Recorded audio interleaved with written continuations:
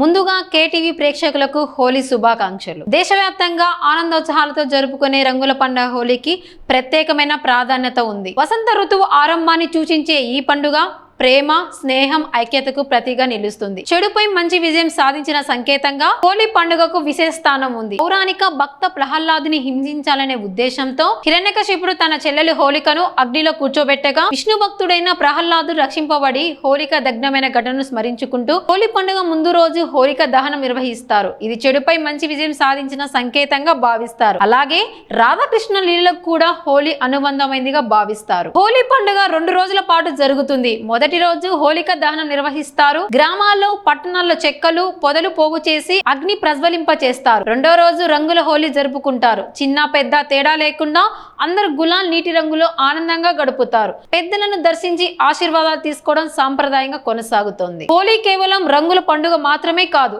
కులమత భేదాలు, మనస్పర్ధాలు పక్కన పెట్టి పరస్పరం క్షమించుకొని కొత్త ఆరంభానికి నాంది పలికే రోజు. పురాణా మానో హోలీ హై అనే నిదానం స్నేహ బంధాలకు ప్రతీకగా నిలుస్తుంది. రసాయన రంగులు వాడకం పెరుగుతున్న నేపథ్యంలో సహజ రంగులను ఉపయోగించడం ఆరోగ్యానికి మంచిదని వైద్యులు సూచిస్తున్నారు. నీటి వృధాను నివారిస్తూ పర్యావరణ రహిత హోలీని జరుపుకోవాలని పర్యావరణవేత్తలు సూచించారు. రంగులతో మనసులు కలిసే పండుగ హోలీ ఆనందం, ఐక్యత, స్నేహ బంధాలకు ప్రతీకగా నిలిచే ఈ పండుగ పరస్పర గౌరవంతో పర్యావరణ హితంగా జరుపుకోవడం సమాజానికి శ్రేయస్కరం.